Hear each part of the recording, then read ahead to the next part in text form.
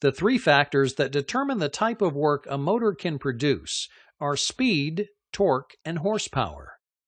Speed is defined as how fast the motor performs its work. For example, a shaft can rotate slowly or quickly. The typical units of measurement for rotational motor speed are revolutions per minute, or RPM. Work is defined as a force applied over a distance. In the case of flywheels, winches, and motors, the work is called torque. Torque is a special type of work that produces rotation. Torque occurs when a force acts on a radius. Typical units of measurement for torque are pound-foot. The torque illustrated here is equal to 1 pound-foot. Horsepower is defined as the rate at which work is accomplished. Years ago, before motors were invented, most work was accomplished manually. It was estimated that one horse could accomplish approximately 33,000 pound-foot of work per minute, and thus the term horsepower was born. In modern terms, horsepower is simply another unit of measurement for power and can be translated into watts, BTUs, joules, or any unit of power. Units that measure motor power are typically in horsepower or watts. You can manipulate the connection among speed, torque, and horsepower by understanding how they are related. The work accomplished here, the torque, is represented by the weight moving along the conveyor. If torque remains constant, speed and horsepower are proportional. As the speed, or RPM, increases, horsepower increases to maintain constant torque. If speed decreases, horsepower decreases to maintain constant torque. Let's say we wish to keep torque constant but want to increase the production of barrels.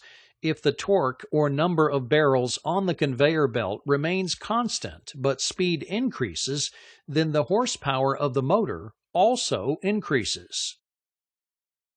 In other words, a more powerful motor is required to produce the same amount of torque more quickly. Similarly, the opposite is true. If we wish torque to remain constant and decrease speed, then the horsepower of the motor also decreases.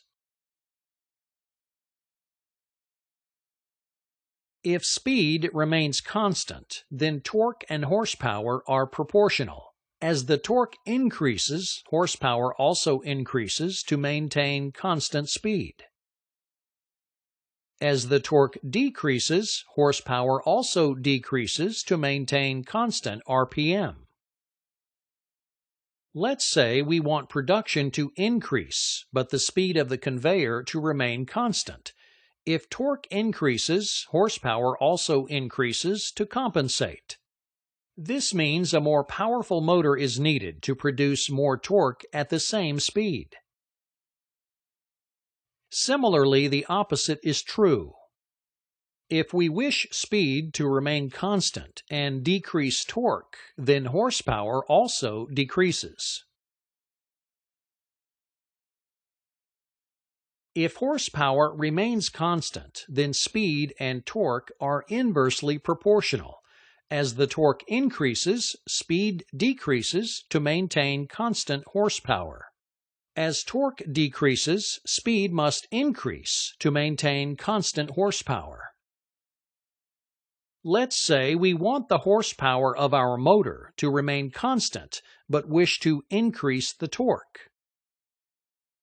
If torque increases, the speed of the conveyor decreases so that the horsepower required of the motor remains constant. Similarly, the opposite is true. If the torque decreases, the speed of the conveyor increases and the horsepower generated by the motor remains constant. To calculate the amount of horsepower required to move a horizontal load, we must first consider the occurrence of sliding friction. Friction occurs when two materials resist moving against one another. For example, it's much easier to pull a block of metal across a smooth field of ice than it is to pull it across a rocky path. The friction between the block and the rocks is greater than the friction between metal and ice. The amount of friction generated depends primarily on the materials which are in sliding contact. The coefficient of friction, symbolized by the Greek letter mu, is a dimensionless quantity which describes the ratio of the force of the friction between two bodies and the force of them pressing together. This coefficient can be used to help determine the amount of force required to move a load horizontally across a surface. Many manufacturing handbooks contain tables that publish the coefficient of friction for common materials. The amount of force required to slide a load and overcome the surface friction is calculated by multiplying the coefficient of friction by the weight of the load. Once this force is determined, it's easy to calculate the required horsepower to move a horizontal load. First, find the horizontal force required by multiplying the coefficient of friction by the weight. Then, determine the amount of work required by multiplying the force by the distance in feet to be moved. Next, calculate the power by dividing the work by the time in minutes. Then, convert to horsepower by dividing the result by 33,000. Finally, add 5% to compensate for estimated friction losses in the motor or cylinder. Let's try an example. Assume the barrel weighs 100 pounds. The coefficient of friction between the belt and the platform is 0.3, and the barrels move 20 feet in 0.1 minutes. We can determine the horsepower required of the conveyor motor by accomplishing the following calculations. First, find the horizontal force required by multiplying the coefficient of friction by the force of the weight, which is 100 pounds. In this system, the horizontal force is 30 pounds. Then, determine the amount of work required by multiplying the force by the distance, 20 feet. For this system, the work required is 600 foot-pounds. Next, calculate the power by taking the work and dividing by the time, 0.1 minutes. The power is equal to 6,000 foot-pounds per minute. Then, convert to horsepower by dividing the result by 33,000. This yields a result of 0.18 horsepower. Finally, add 5% to compensate for estimated friction losses in the motor or cylinder. The final result is 0.19 horsepower. With this result, system designers can ensure the right size motor is available to operate the conveyor.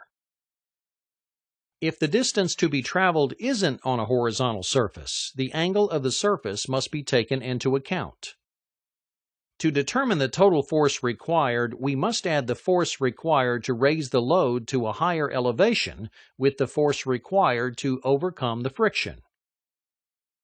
The total force is equal to the weight times sine A plus the weight times the coefficient of friction times cosine A. Once these two forces are combined, we can continue with the same steps used previously to calculate the size of the motor required. First, find the horizontal force required by adding the force required to raise the load to a higher elevation with the force required to overcome the friction. In this system, the horizontal force is 75.98 pounds. Then determine the amount of work required by multiplying the force by the distance, 20 feet. For this system, the work required is 1,519.6 foot-pounds. Next, calculate the power by taking the work and dividing by the time 0.1 minutes. The power is equal to 15,196 foot-pounds per minute. Then convert to horsepower by dividing the result by 33,000. This yields a result of 0.46 horsepower. Finally, add 5% to compensate for estimated friction losses in the motor or cylinder. The final result is 0.48 horsepower. With this result, system designers can ensure the right size motor is available to operate the conveyor on an incline. As expected, it takes a stronger motor to move weight up an incline than on a horizontal surface. The relationships among horsepower, speed, RPM, work, power, and force allow technicians and system designers to determine the appropriate characteristics of motors, cylinders, and other fluid system components required to operate any system.